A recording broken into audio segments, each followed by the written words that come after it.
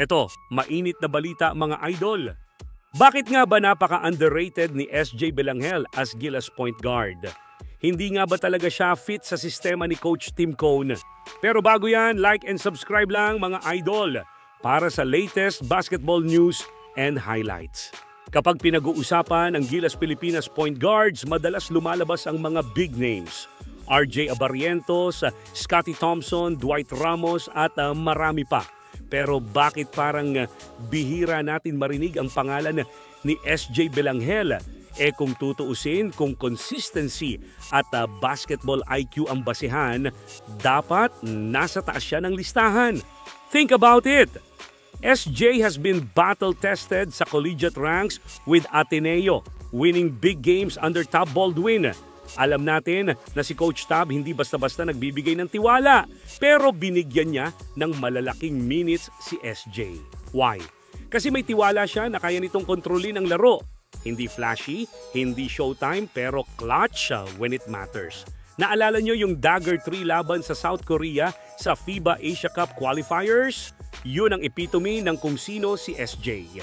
Hindi buong laro ang hawak niya sa spotlight pero nung oras ng kailangan siya yung sumalo. That one shot didn't just beat Korea.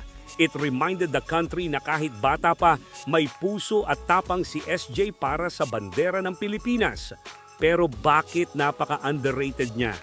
Simple lang. Hindi siya stats padding type of guard. Hindi mo siya makikita nagda-drop ng 30 points para mag-trending. Ang laro niya, parang chess master, quiet moves. Pero laging tama ang desisyon.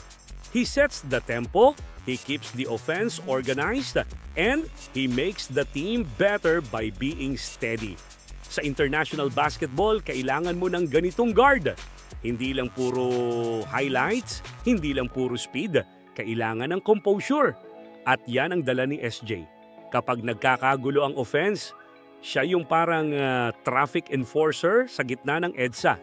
Hindi flashy, pero siya yung dahilan kung bakit umaandar ang lahat. Sa KBL, siya ang isa sa mga consistent guards sa liga. Mukhang ayaw na siyang pakawalan ng team niya dahil sa napakaganda ng nilalaro niya sa kanyang team.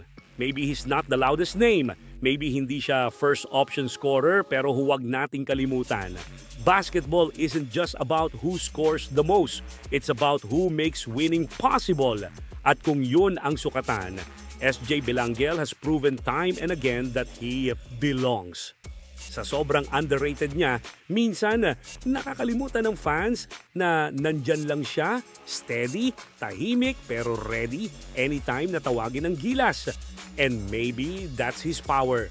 When the moment comes, SJ doesn't need hype. He just delivers. Para sa'yo, idol, dapat bang makasama si SJ sa ating national team?